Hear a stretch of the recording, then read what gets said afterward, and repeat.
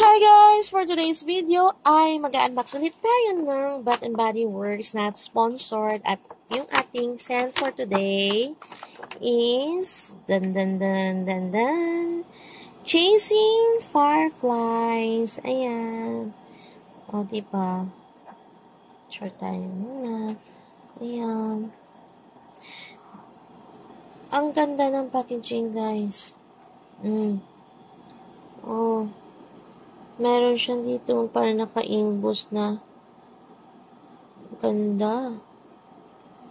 Ayan, naka-imbos yan, guys. At ito yung price niya, guys. Yung barcode. Ay, dito. Ay, yung barcode, yung price, yan. Yung code sa baba. Hindi siya fake. Ayan. Yung name dito, naka-imbos din. Parang hindi siya makikita. Ayan. Nag-focus, diba? At ito na siya, guys. Yung amoy niya daw is golden pear. Kung naamoy mo yung golden pear, parang may ganon siya. Jasmine blooms. Kag illuminated woods. Basta mga woods mababango, guys. Siguro, one of the best rin ito. Ayan, guys. Open natin. Let's try. Ay, ang bago niya. Nakaka-fresh din. Ang bango. Mabango siya, guys. Parang lahat ng BBW is mabango. Not sponsored, guys, ha. Ang ganda. Chasing Fireflies. Nasa top 5 ko na siya. Ayun. Mabango siya, guys. Parang jasmine. Naamoy mo yung jasmine na bulaklak.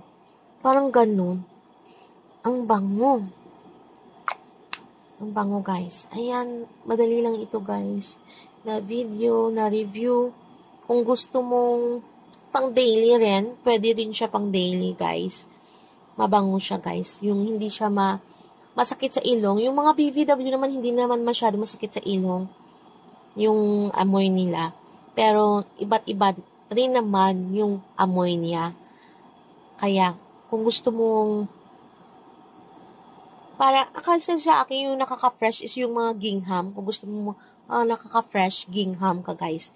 Pero ito, parang sweet na, ay, ang bango niya. Nasa top 1 ko. Top 1, guys. For me, top 1.